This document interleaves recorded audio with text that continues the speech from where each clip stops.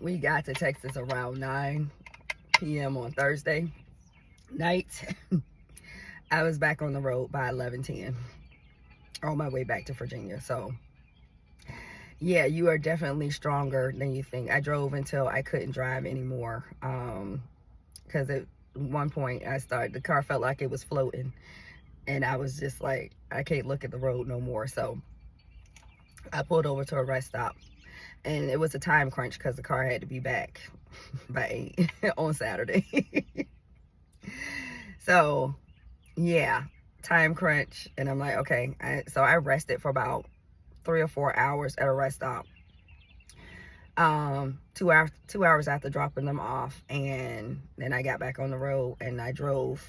When I got up to drive, it was still dark out, and it didn't get light till about 7:38, and then it was dreary. But yeah,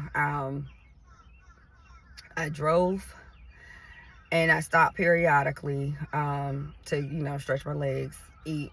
Well, actually, I had snacks. I didn't eat until later because I really didn't want food. Because, food gives you the itis, and I wasn't trying to get too tired. So, I was driving and driving and driving. Seemed like forever, for eternity.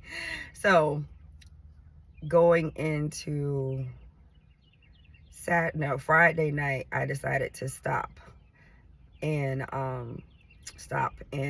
Georgia to rest for a couple of hours to get back up so I could drive some more. So I have another video that I'm gonna put out about that, because that it was a incident that was trying to happen, and I was like, no, not today. Not today, Satan, we not doing that. So I'll do another video on that one. But yes, you are definitely stronger than you think. I put my stuff out here and I share my experiences because it could help somebody else, even though it may not be the same type of experience, or it may be exactly the same experience.